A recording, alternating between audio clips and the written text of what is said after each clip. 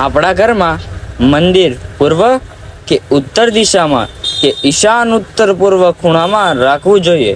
વાસ્તુની માન્યતા મુજબ ઈશ્વરીય શક્તિ ઈશાન ખૂણામાંથી પ્રવેશ કરે છે અને નૈઋત્ય એટલે કે દક્ષિણ પશ્ચિમ ખૂણામાંથી બહાર નીકળે છે.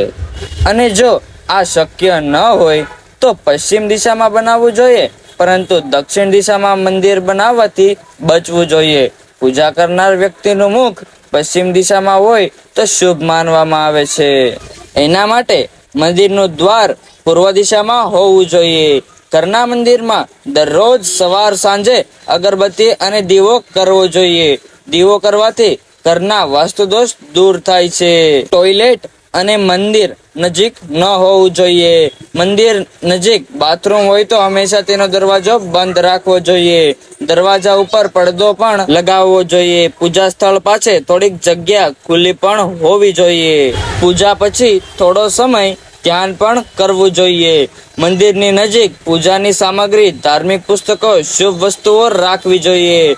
ઘરનો અન્ય સામાન મંદિર પાસે ન રાખવો જોઈએ. તો હવે આપણે જોઈશું મંદિર બનાવતી વખતે આ વાતોનું અને વસ્તુઓનું ધ્યાન રાખવું જોઈએ.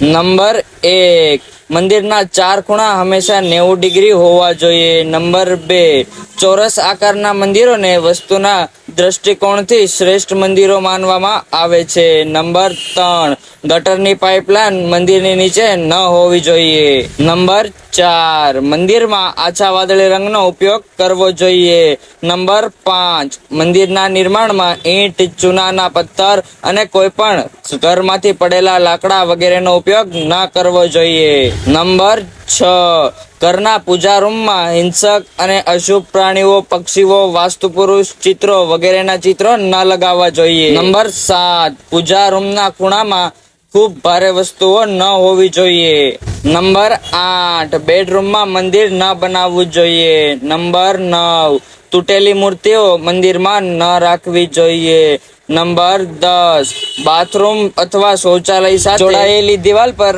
મંદિરનું નિર્માણ ન કરવું જોઈએ. નંબર 11, ભૂલથી પણ ઘરના ભોયરામાં મંદિર ન બનાવવું જોઈએ. નંબર 12, સીડીની નીચે પણ મંદિર ન બનાવવું જોઈએ.